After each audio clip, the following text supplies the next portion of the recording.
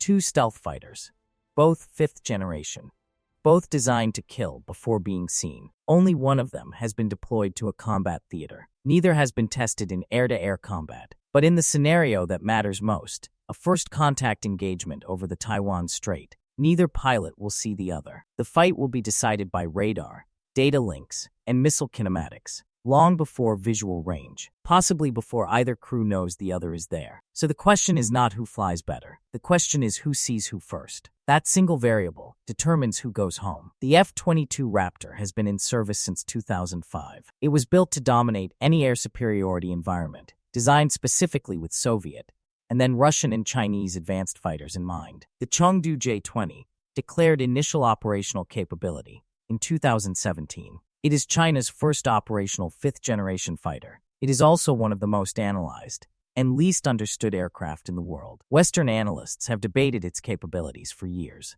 China has deliberately obscured key technical details. What is known is enough to take seriously. This is no longer a hypothetical matchup between unequal forces. China has invested decades and significant resources into closing the gap. The J-20 is the result of that effort. The question is how close they actually got. Stealth, not equal, but not simple. The F-22's stealth design is widely regarded as the most refined of any operational fighter. Its shaping, the alignment of edges, the treatment of engine inlets, the internal weapons bays, was optimized specifically to reduce radar cross-section across multiple frequency bands. The J-20's stealth design is more contested. Its front aspect radar cross-section, what the enemy sees head-on, appears well optimized. The nose shaping, canopy treatment, and intake design reflect serious stealth engineering. The concern is the rear aspect. The J-20's engine nozzles, by available assessments, are less stealthy than the F-22's. In a beyond visual range engagement where geometry is constantly shifting, rear aspect detectability matters, particularly for aircraft prosecuting a retreating target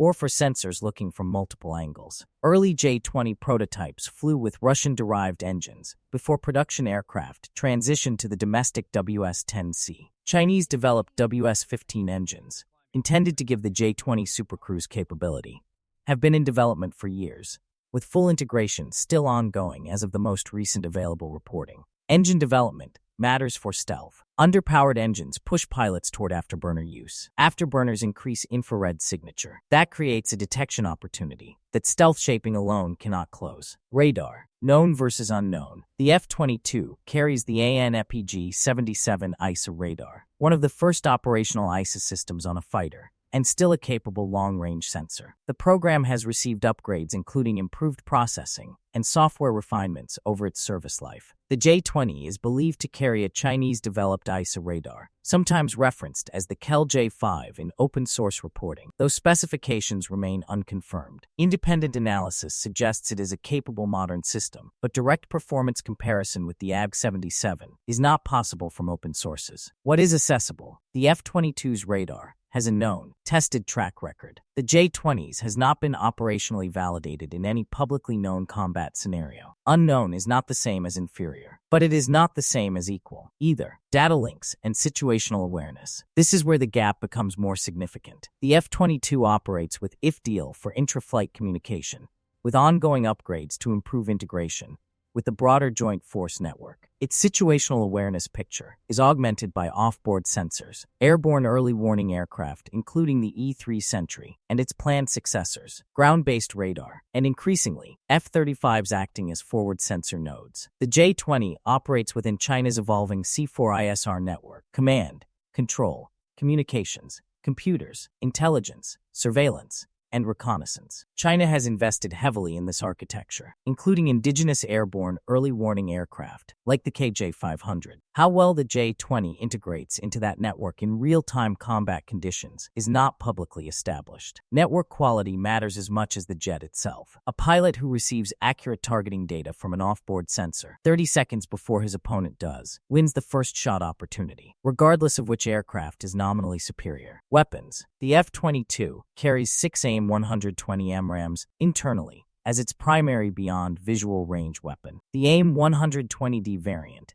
extends effective range and adds a two-way data link for improved guidance. The J-20 carries the PL-15, a long-range active radar-guided missile, assessed by some analysts to be competitive with or exceed the AIM-120D in range under certain conditions. This is not a capability gap the U.S. can ignore. The PL-15 is a serious weapon. The J-20 also carries the PL-10 for short-range engagements, a high off-boresight missile comparable to the AIM-9X. On paper, neither jet has a decisive missile advantage over the other. The engagement outcome then falls back to who launches first, and who launches first depends on who detects first. Here is the assumption most people bring to this matchup. The F-22 is American. Therefore, it wins. That is not analysis. That is habit. The J-20 was not designed to out-dogfight the F-22. China's military planners are not interested in replicating 1980s air combat doctrine. The J-20 was designed to operate within a layered system: ground-based radar, airborne early warning, long-range surface-to-air missiles, and electronic warfare assets all working together. In that system, the J-20 does not need to see the F-22 first by itself. It needs the system to see the F-22 first, and then pass that targeting data to the pilot before the F-22 pilot receives equivalent data from his own network. This reframes the entire question. Who sees who first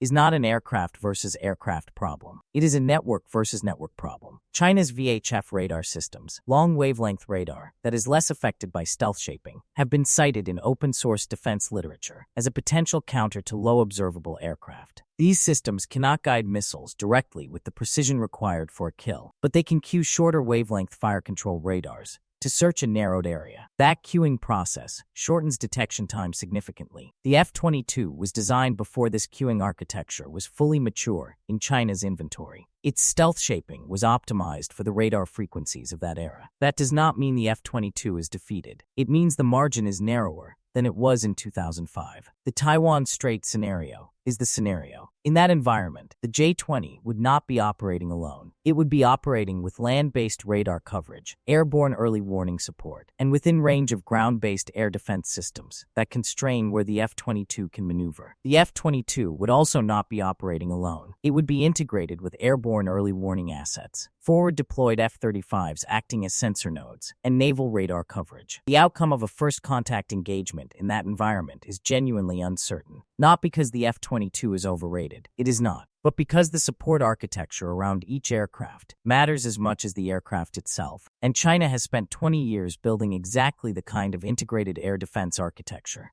that complicates the F-22's mission. There is also the numbers problem. The U.S. operates 186 F-22s. China's J-20 fleet is growing, with estimates ranging from 150 to over 200 airframes in various stages of production and service, with production continuing. Numerical advantage does not cancel out a qualitative edge, but it shapes how long that edge holds under attrition. One more variable: the F-22 production line is closed. If aircraft are lost, they cannot be replaced with F-22s. The calculus of spending that inventory becomes more conservative the longer a conflict extends. In a clean, one-on-one first-contact engagement under comparable network conditions, the F-22 likely holds the advantage. Its stealth design is more mature, its radar performance is better established, and its flight performance remains exceptional. But the scenario where network conditions are comparable is not the scenario China is building toward. China is building a system designed to see the F-22 before the F-22 sees the J-20, not through a better aircraft, but through better integration of everything around the aircraft. If that system works as designed in combat, the J-20 does not need to win the dogfight. It just needs the missile to arrive first. The F-22 is still the more capable fighter. Whether it remains the more survivable one in the specific environment China is constructing is the question the Air Force is not publicly answering, because the honest answer is uncomfortable. The F-22 was built to be the best fighter in the sky. China wasn't trying to build a better fighter. It was trying to build a better sky.